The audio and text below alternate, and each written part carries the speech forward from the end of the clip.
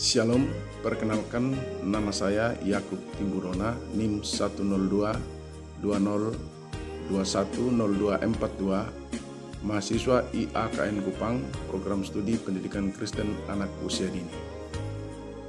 Saat ini saya akan coba membahas materi tentang identitas nasional. Yang pertama, identitas nasional dibentuk oleh dua kata dasar, yaitu identitas dan nasional. Identitas secara harfiah berarti jati diri, ciri-ciri atau tanda-tanda yang melekat pada seseorang atau sesuatu sehingga mampu dibedakan dengan yang lainnya. Istilah nasional merujuk pada kelompok-kelompok persekutuan hidup manusia yang lebih besar dari sekedar pengelompokan berdasarkan ras, agama, budaya, bahasa, dan sebagainya.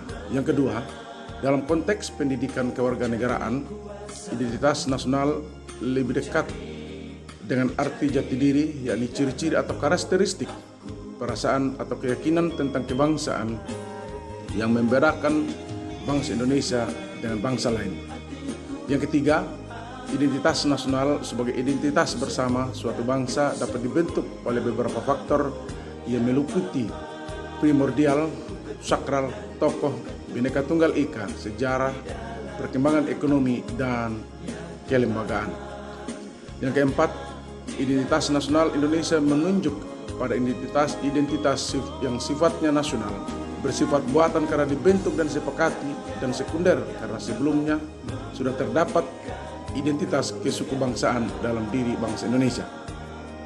Yang kelima, bendera negara Indonesia, bahasa negara, lambang negara, serta lagu kebangsaan merupakan identitas nasional bagi negara dan bangsa Indonesia yang telah diatur lebih lanjut dalam Undang-Undang Republik Indonesia Nomor 24 Tahun 2009 tentang bendera, bahasa, dan lambang negara serta lagu kebangsaan.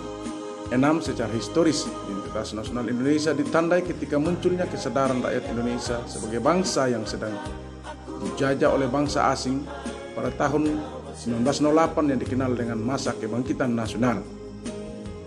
Yang ketujuh, pembentukan identitas nasional melalui pengembangan kebudayaan Indonesia telah dilakukan jauh sebelum kemerdekaan, yakni melalui Kongres Kebudayaan pada tahun 1918 dan Kongres Bahasa Indonesia yang pertama pada tahun 1938 di Solo.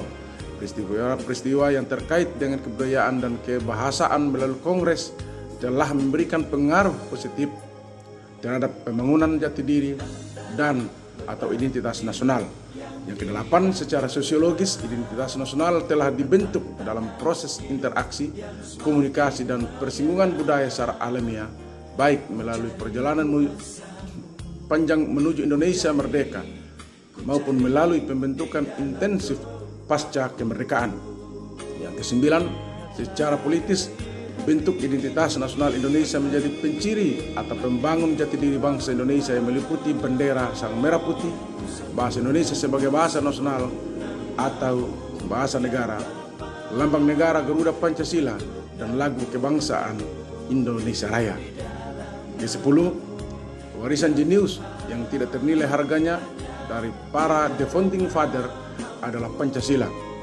Pancasila sebagai identitas nasional tidak hanya bersifat fisik seperti simbol atau lambang, tetapi merupakan cerminan identitas bangsa dalam wujud psikis atau non fisik, yakni yang mencerminkan watak dan perilaku manusia Indonesia sehingga dapat dibedakan dengan bangsa lain.